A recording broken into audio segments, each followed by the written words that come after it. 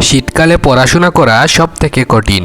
এ সময় পড়াশোনা করতে চাইলেও পড়ায় মনোযোগ আসতে চায় না। এর প্রধানত দুটি কারণ। নাম্বার 1, এ সময় অতিরিক্ত ঠান্ডা থাকার ফলে বেশি রাত অবধি পড়াশোনা করা যায় না। এছাড়া সকালে ঠান্ডার জন্য উঠতে ইচ্ছে হয় না, ফলে পড়াশোনা একদমই হয় না।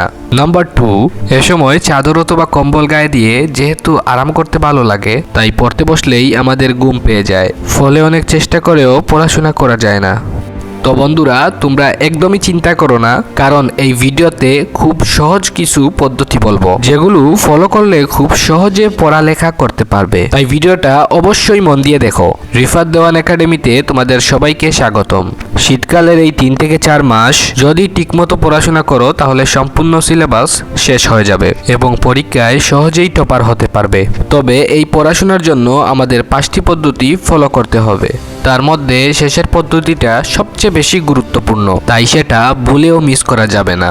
নাম্বার 1, আমরা শীতকালের বেশিরভাগ সময় যেহেতু শুয়ে শুয়ে আরাম করে পড়াশোনা করি, তাই কিছুক্ষণ বাদেই আমাদের ঘুম পেয়ে যায়। তাই এক্ষেত্রে তোমরা একদম সোজা হয়ে বসে পড়াশোনা করো, তাহলে দেখবে আর ঘুম পাবে না। এছাড়া পড়াগুলো যদি জোরে জোরে পড়ো, তাহলে কখনোই ঘুম পাবে না, ফলে তোমরা মনোযোগ দিয়ে পড়াশোনা করতে পারবে।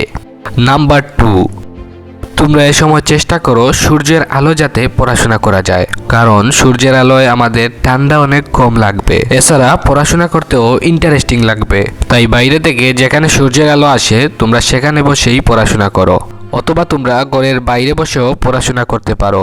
কিন্তু সমস্যা হলো, দিনের বেলা আমাদের স্কুল থাকে, তাই সূর্যের আলোয় কিভাবে পড়াশোনা করব। দেখো, তোমাদের স্কুল যদি ভোরবেলা থেকে শুরু হয়, সেক্ষেত্রে স্কুল থেকে যখন বাড়ি আসবে, তখন খাওয়া দাওয়া করে তোমরা পড়তে বসে যাও। এবার তোমাদের ক্লাস যদি 10টা অথবা 11টা থেকে শুরু হয়, সেক্ষেত্রে তোমরা ভোরবেলা তাড়াতাড়ি উঠে পড়াশোনা করো। এই দুটো সময়েই সূর্যের আলো খুব ভালোভাবে পাবে, ফলে মনোযোগ দিয়ে পড়াশোনা করতে পারবে। নাম্বার 3, তোমরা শীতের সময়টাই যদি ভোরবেলা উঠতে না পারো, ধরো অ্যালার্ম দিচ্ছ, তবুও অ্যালার্ম বন্ধ করে ঘুমিয়ে যাচ্ছ, সেক্ষেত্রে রাত জেগে পড়াশোনা করো। তাহলে যদি সকালে দেরি করে উঠো, তাহলে কোনো অসুবিধা হবে না। তোমরা এ সময় পড়তে বসে গরম চা অথবা কফি খেতে পারো, তাহলে তোমাদের শরীর অনেক গরম থাকবে, ফলে পড়াশোনা করতে কোনো অসুবিধাই হবে না। নাম্বার 4, তোমরা যতক্ষণ পড়া শুরু করবে না, ততক্ষণ কোনো বিষয়ই কমপ্লিট হবে না। মনে মনে বুঝতে পারবে যে পড়া বাকি আছে, কোনগুলো পড়তে হবে তাও জানবে, কিন্তু পড়াগুলা এক ফোঁটাও কমবে না। তাই পড়া ফেলে না রেখে আজ থেকেই পড়া শুরু করো। দরকার হলে শুরুতে অল্প কিছু পড়ো, তোমার যেটা ফেভারিট সাবজেক্ট সেটা দিয়েই শুরু করতে পারো।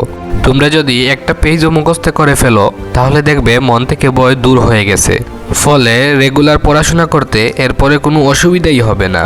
দেখো, তোমার কাছে এখনো সময় আছে, এখনো তুমি চাইলে ভালো রেজাল্ট করতে পারবে। তাই সবকিছু বাদ দিয়ে নিজের 100% লাগিয়ে দাও। নাম্বার 5, তোমার জীবনে যদি বড় কোনো লক্ষ্য থাকে, তাহলে কোনো না কোনো রাস্তা বার করেই ফেলবে।